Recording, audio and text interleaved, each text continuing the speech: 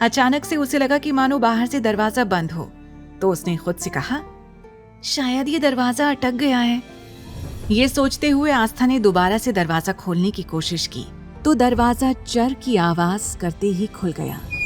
आस्था धीरे से बाहर निकली, लेकिन तभी उसकी नजर सामने खड़े 2 अनजान लड़कों पर पड़ी जो वहीं ट्रायल रूम के बाहर थे। आस्था वापस अंदर आई और झट से दरवाजा बंद कर दिया। उसकी सांसें तेज हो गईं। उसने घबराते हुए कहा, अरमान जी कहाँ चले गए? और यहाँ तो अनजान लड़के खड़े हैं। मैं इन कपड़ों में बाहर कैसे जाऊं? तभी मलाइका अपनी नुकीले हील्स की टक टक के साथ चेंजिंग रूम के बाहर आ गई।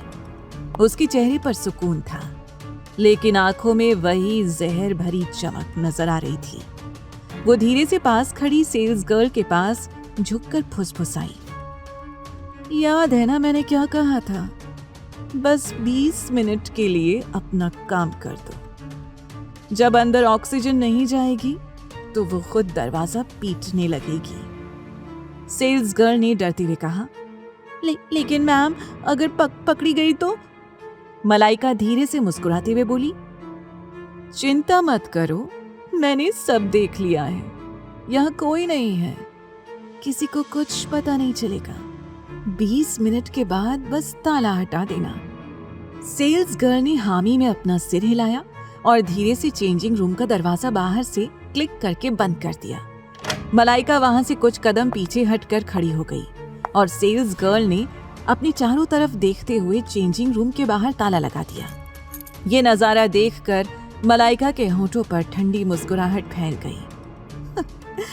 अब देखती हूँ जब रोशनी और हवा दोनों बंद हो तो तुम्हारा चेहरा कैसा लगता है, मिस सीधी साधी बीवी। ये कहते हुए मलाइका ने ट्रायल रूम की लाइट ऑफ कर दी और वहां से निकल गई। अंदर जैसे ही लाइट बंद हुई, आस्था घबराहट से दरवाजा खोलने लगी, लेकिन वो दरवाजा खोलने का नाम ही नहीं ले रहा था। अब आस्था की घबराहट बढ़ने लगी। वो चिल्लाते हुए बोली, कोई है प्लीज दरवाजा खोलिए। लेकिन कुछ मिनट तक उसे कोई जवाब नहीं मिला। अब डरकर आस्था ने जोर से दरवाजा पीटकर चिल्लाना शुरू कर दिया, दरवाजा खोलिए प्लीज, हम अंदर रह गए हैं, कोई है?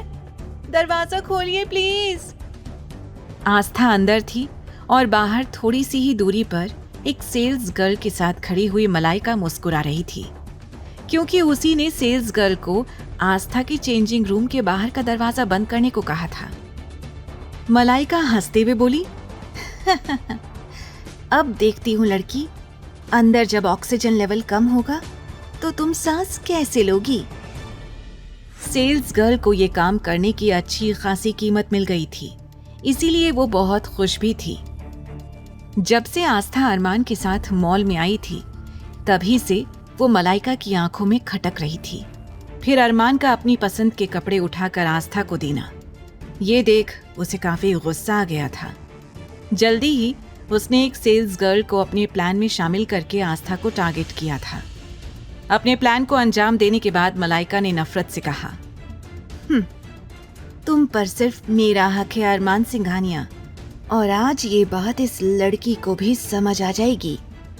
वहीं अरमान पूरी तरह से अपने काम में बिजी था। एक पल को भी उसने अपनी नजरें अपनी आईपैड पर से नहीं हटाई थी। फिर वो देव के पास आ गया।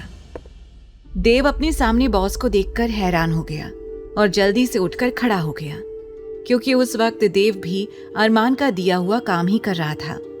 अरमान ने उसकी ओर देखकर पूछा, जो काम मैंने तुम्हें दिया है वो हो गया? सारी मीटिंग की तैयारी हो गई? सारे पॉइंट अच्छी तरह से नोट कर लिए? अरमान पेरिस वाली मीटिंग खुद हैंडल कर रहा था, लेकिन जापान वाली मीटिंग की डिटेल्स उसने देव को चेक करने के लिए दिए थे, ताकि देव के साथ देने से उसके दोनों काम एक साथ हो जाएं। क्योंकि आज अरमान की इम्पोर्टेंट मीटिंग्स थीं, जो यहाँ आस्था के साथ आने से कैंसिल होते होते बची थी। देव ने हामी भरते हुए कहा, सारी तैयारी हो गई है सर, आप चाहें तो चेक कर सकते हैं। अरमान जल्दी से लैपटॉप में देखने लगा, क्योंकि उसे फटाफट अपने सारे काम कंप्लीट करने थे।